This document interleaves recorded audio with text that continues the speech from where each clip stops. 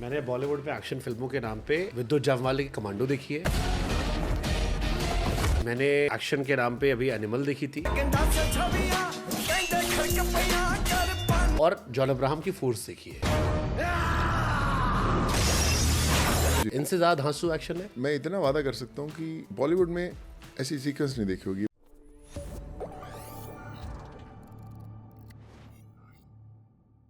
मैं बॉलीवुड लवर हूँ जी। मैंने बॉलीवुड पे एक्शन फिल्मों के नाम पे विद्युत जामवाल की कमांडो देखी है। जी। मैंने एक्शन के नाम पे अभी एनिमल देखी थी और जॉन अब्राहम की फोर्स देखी है। जी। ये 3 फिल्में मेरे को अभी रिसेंटली जो मेरी मेमोरी में आप जब बता रहे थे आ रही थी। जी। इनसे ज़्यादा धांसू एक्शन है। वो भी बड़े अच्छे थे, एक्शन थे, बट मैं इतना वादा कर सकता हूँ कि बॉलीवुड में ऐसी सीक्वेंस नहीं देखी होगी। मेरा वादा आपसे।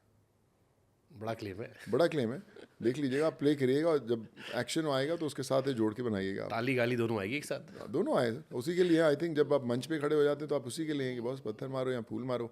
खड़ा तो हूँ मैं मंच पे। ठीक है। या तो ये एक रीज़न है why people should go and watch.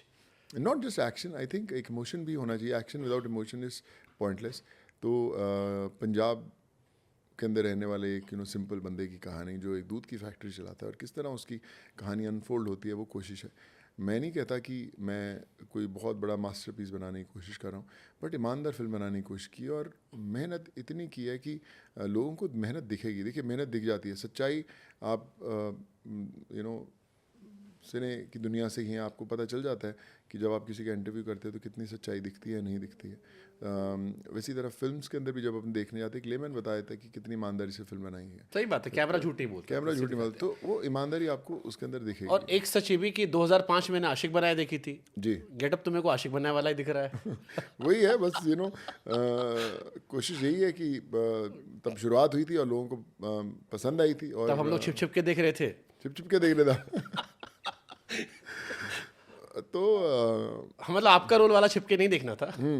मेरा एकदम आपका साफ गुड सुथरा बॉय था। हाँ। या इमरान भाई वाला तो हम लोग मजाक उड़ा देते कि आशिक बनाए देखकर हम लोग बड़े हो गए, जी, मेंटली फिजिकली दोनों। राइट। बौद्धिक तौर पर विकास वहीं से शुरू हुआ था बॉलीवुड को। सीरियसली, बट आई थिंक वो भी बड़ी स्पेशल फिल्म थी।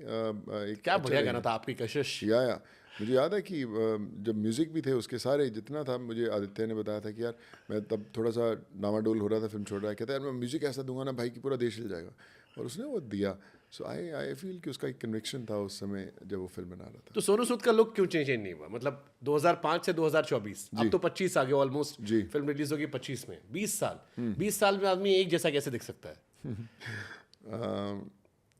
पता नहीं, मे बी शायद आते हैं डिसिप्लिन ने बचा क्योंकि के मैं रखा। स्कूल में था जी। मैंने स्कूल के बाद कॉलेज पास आउट किया, या दुनिया भर में नौकरी की, खुद का अपना सेटअप शुरू किया, और अभी भी सोनू सूद मुझे वैसे दिख रहे हैं। मुझे लगता है सोच बहुत मायने रखती है। क्या आप सोचते हैं और ज़िंदगी आप कैसे लीड करते हैं और आप लोगों के बारे में क्या सोचते हैं। हमेशा मेरी ज़िंदगी एक्सपीरियंस ने सिखाया है कि जो आपकी सोच होती है वो आपके चेहरे पे दिखती है। आपका कैरेक्टर, आपका जो चेहरा बताता है कि आपका क्या किरदार क्या है। तो मैंने कोशिश की है कि एक लाइफ में डिसिप्लिन रखें, अच्छी सोच रखें, तो शायद उसके कारण। सोनू सूद का डाइट प्लान क्या है? मैं वेजिटेरियन हूँ। मैं ड्रिंक नहीं करता, मैं नॉनवेज कभी नहीं इतनी खाया। बॉडी जो है ये वेजिटेरियन बॉडी है। या all my life I think कहीं ना कहीं पेरेंट्स का भी थोड़ा उसमें योगदान है। एक पंजाबी डीएनए था, मेरे डैड बड़े स्ट्रॉन्ग थे, तो मैंने आज तक, I am the only one in the family जिसने नॉनवेज आज तक टच नहीं किया, दारू आज तक टच नहीं की, पार्टी में बिल्कुल जाता नहीं हूँ। कुछ अलग से सप्लीमेंट लिए बॉडी बनाने के लिए?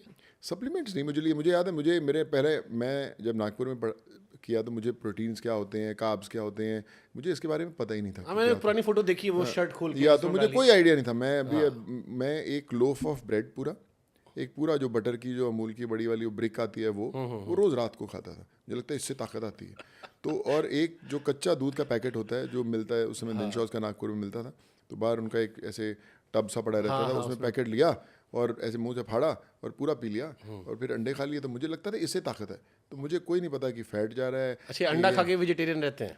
तो मैं एग वाइट्स खा लेता हूँ तब से, क्योंकि मैं एग वाइट्स खैर शुरू से मैं अंडा के लोग महा ठीक है। तो सोच सकते हैं कि अगर है maybe an eggetarian whatever you define, तो वो मैं खाता हूँ। और मैंने अपनी लाइफ में आज तक, मेरे घर वालों की एक शिकायत रहती है कि कभी तो बोल कि क्या बनाए तेरे लिए, तो मेरे लिए जो बन जाता है मैं वही खा लेता हूँ।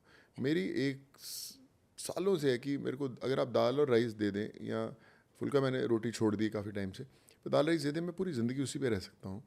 आफ्टरनून के अंदर मैं वैसे अभी सैलड्स अभी आजकल क्या है ना, कुछ सालों से हमें भी ये एवोकाडोज और ब्रोकली और ये सब नई चीज़ें पहले तो थी नहीं ना, हमें पता था क्या चीज़ें होती हैं। जब इससे इंट्रोडक्शन हुआ तो अभी मिल जाती हैं तो खा लेते हैं, पर सबको पता है कि यार यही खाएगा। मैं आपको एक छोटा सा किस्सा बताता हूँ। मैं ताज में रुका था, ताज बंजारा हैदराबाद में शूट कर रहा था, आज से 10-12-15 साल पहले की बात है। तभी मैं ऐसे ही था कि रात को 1 बाइट खा लिए, थोड़ा सा सैलड वैलड खा लिया, फ्रूट खा लिया, बस यही मेरी पूरी दिन की डाइट रहती। तो मुझे शेफ़ ने नीचे से फ़ोन किया कि Sonu sir, should I cook something nice for you today? तो मैं क्या, नहीं यार। तो कहता अब सर 22 दिन हो गया आपको रुके, यहाँ पे 22 दिन से एक ही चीज़ खाते हो, बॉइल्ड एग खाते हो, कुछ खाते ही नहीं उसके अलावा, तो we want to cook something nice. तो मैं बोला क्या बनाओगे? अच्छा।